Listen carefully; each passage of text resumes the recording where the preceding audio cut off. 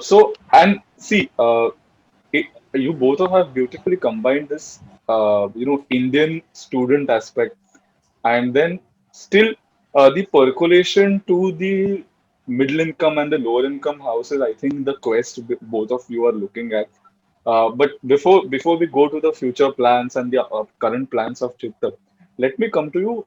When did you exactly take this leap? Ki, okay, we have to do this. This is a very imperative thing which we have to do. We cannot wait anymore. It can't be like a project when we start, we are at stable income 35, 40. Now that we don't have any. But it's because we are at, I know Sagar, I know Nilika, I think we are of the same age group. I can't say same age. Yeah, We are on the crossroads of life, right? That we are just starting with our jobs. We have this fear कि ठीक है चल तो रहा है, but we really don't want anything else hampering the main road and the main uh, path we have chosen right. to.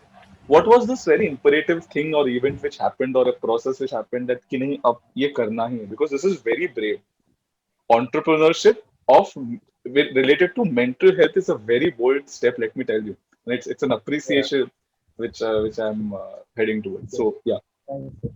So, I'll just Nalika, get yeah, started and then yeah, Sagar will take it yeah, forward because that's yeah, how it kind of happened. yeah. So it was one day, I think Sagar and I were just sitting at this cafe with a few friends at Bandra. And then we were just discussing, we were just sitting and ranting about the system like everyone does. And then we're like, kuch to karna chahiye, like we should do something about it. And then we were in our third year of engineering. So we had like, exams and all of that going on. And then we realized that, what are we doing? We really want to make an impact. And that's when, we also had the opportunity we're very active. We used to be very active in the MUN circuit. So we've grown up, in that sense, like we like debating, we like hearing people's opinions, like we want to be politically aware and things like that. So I think that also, like our friend circle was also a big part of how, we stepped up and we got into the whole, thinking bit of the process. And then we knew that, there was this opportunity of us going to Harvard Goldman and not just taking part in the MUN, but the Social Venture Challenge. So, and then, yeah, I think Sagar will tell you about how I just went to him and I was like, let's do Yeah. something.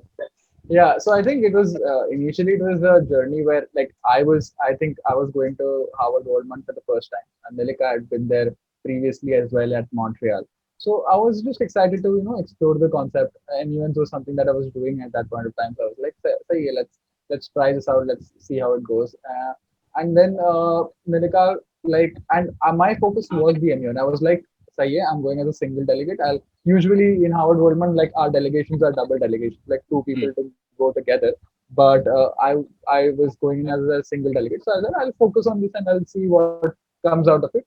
And then Nilika approaches me and she's like, I want to build, like I want to participate in the SVC, and like I need, like I want, to go along with yours, something.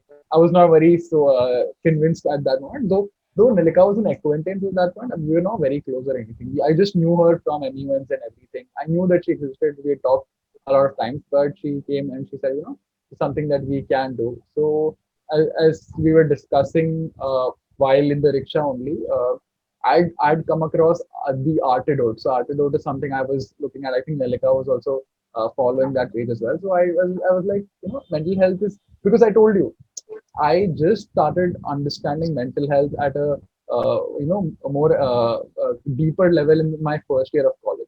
So, first year, second year, I was reading more. I was reading more on psychology, consumer behavior as well. So, I was doing that for marketing. So, I was really fascinated by that, by mental health. So, I was like, I told Nanika, why don't we try something here, mental health, and for Indian students, like, see something like Artidote, something similar to that, or in that lines. And she immediately caught on to it because she was like, mental health is something I've been thinking about as well, and something that's extremely close to her heart as well, because again, personal experiences we talked about. So then that comes into place, and you're talking about starting a non-profit. I think that concept, a lot of people think, we will start our non-profit once we are stable in life, once we have a lot of income, exactly. and once we do that is when we start our own foundation, impact lives.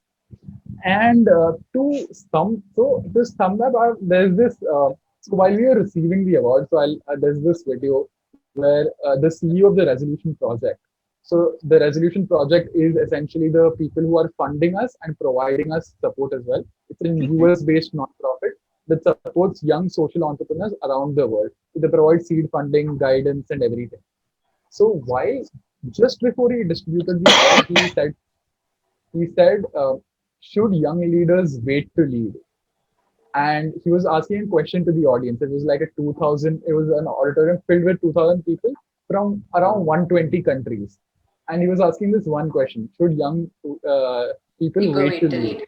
And everybody had to, resoundingly said no, they should not. Like, they have the capability and the energy to change the world.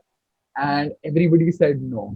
And I think that really captured what I was trying to do there as well, and Nilika was trying to do there as well. Like, we didn't want to wait. Like, we knew we had the idea, we knew we could take a crack at it. We also managed to get the resources required to get started, because resources are play an extremely pivotal role in something. Like, when you're trying to make a service or a concept accessible, money is important. Like, we might, always underplay the value of money, but money is extremely important when it comes to something like this. And the fact that we got support from a wonderful organization like the Resolution Project allowed us to kind of not worry about the money. When it's a concept in entrepreneurship also. When you have money in the bank, then you're not thinking about money. Then you're only thinking about, how do I change Impact. things? How Right, do I impact? How do I do right, this? So since now we had money in the bank, our we had tunnel vision that we need to make impact. How do we make impact? How do we make things more accessible? So of course, money and resources played a huge part. So if you're able to find, for anybody watching this, trying to start something on their own, find the right people and find the right resources to back yourself. And even if you're starting something of your own as well, give yourself that investment. Say that I will invest, say, 100 rupees in myself, and then you keep that 100 rupees to yourself, and then you forget about the money. Then you're focusing on what you want to do. So right. that's an advice that I would give anybody who wants to start something. And non-profit was, again, honestly, we didn't think too much about it. We are like, change karna, we'll do it. And again, I think privilege had a part to play with. I'm comfortable, Nilika is comfortable. We come from a privileged background, So we so could, we didn't have afford to to take that think Yeah, risk about basically. money. So yeah. And also another thing would be that, Sagar and I, we've always been the kind of people, we've always complemented each other's skills. So the reason why, even though Sagar and I weren't like the best of friends, but I knew that, I saw something in him that I knew could help my idea, and I'm sure he saw the same. So I feel like even when you're starting a journey of a startup or something, it's very important to find the right set of people, the network. So I think that's something that we've both been very fortunate with, where we had, we found each other and we found the right network, we found the right opportunity. But that's the thing, like, before all of that, also the first thing that matters is your intent and the problem that you're trying to solve. And if it's something that you genuinely are passionate about, then I don't think it matters how, like, whether you're too rich or not, whether you're going to be, you'll find a way, like, things will fall into place. Like, it took us a year to just build on. Even after we got the funding, we, after mhm, a year, we launched Chitta officially. So we wanted to make sure that everything was in place. right. But at the same time, we were, juggling with our other, like, our academics. Right now we're juggling it with our job. So I think intent, if you just have it, then you'll just do it at the end of the day.